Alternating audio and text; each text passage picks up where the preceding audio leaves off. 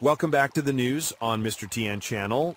Tropical storm Erick is about to become Hurricane Erick with big impacts on Mexico and big impacts through parts of Guatemala and El Salvador.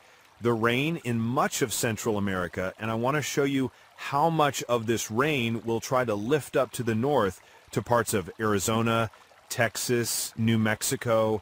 I see very high clouds around in this area.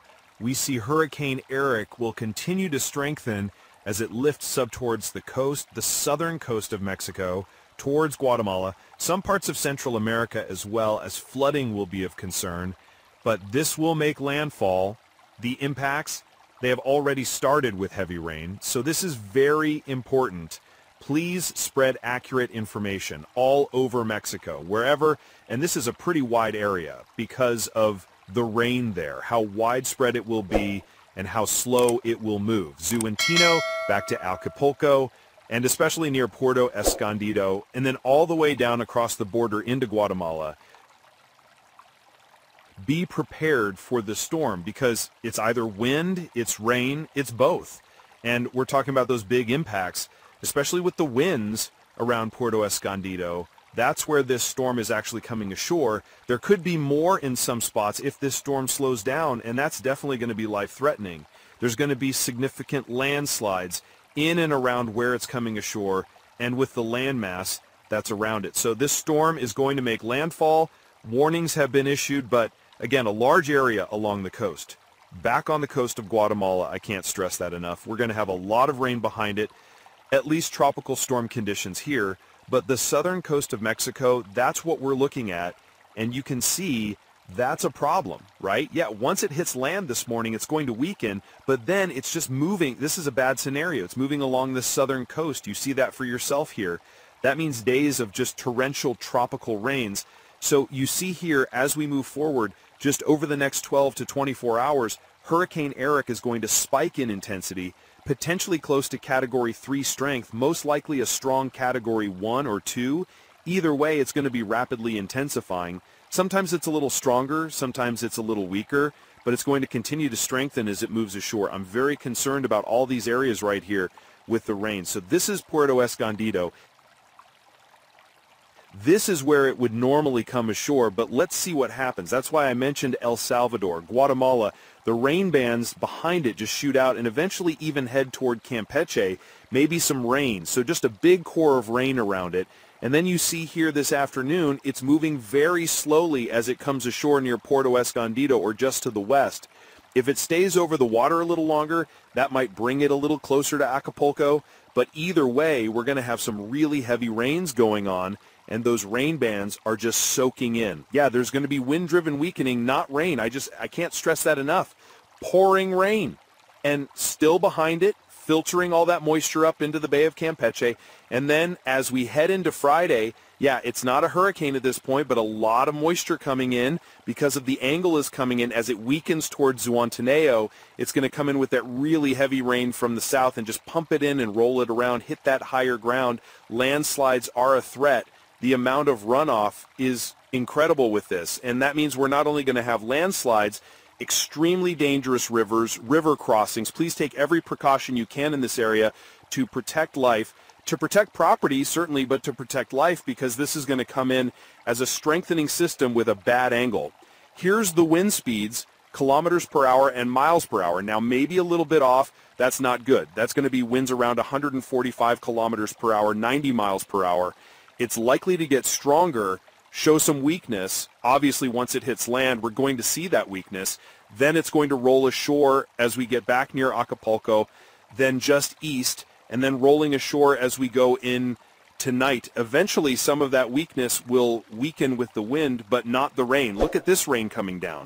It's all coming in. This is Puerto Escondido, back to Acapulco, where we're looking at 8 inches of rain, a life-threatening situation. I've been stressing this for weeks in Central America. The flood threat is going to be there. We've been talking about a tropical wave moving into Trinidad and Tobago. As we get into the weekend, the rain chances are going to increase again. Scattered showers or storms. We've had a couple of big ones in Jamaica over the last couple of days.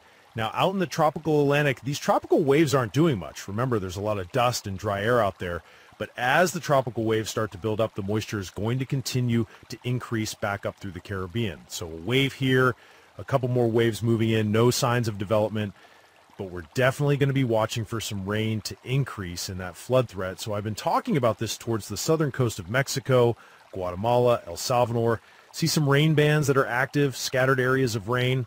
We have a hurricane like Jamaica, Haiti, Dominican Republic, Puerto Rico. Even though they're not going to be widespread, they can be pretty intense. It's very hot.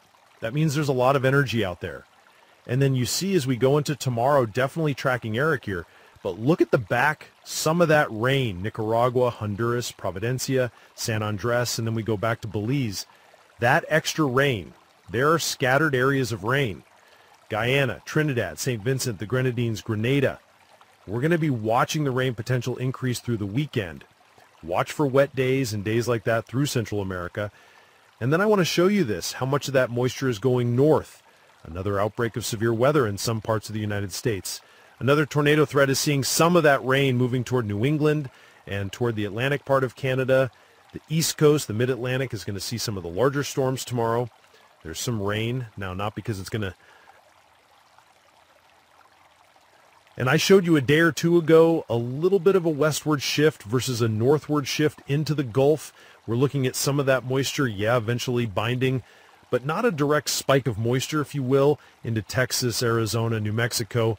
But as we move forward, let me take you through the weekend, and you can see on Sunday some of that moisture with the next systems just binding, being brought in there, so some increased precipitation. But again, Mexico City, we're going to see increased rain potential. We'll touch on that in just a moment with the rainfall totals, the interior areas, as well as Mexico.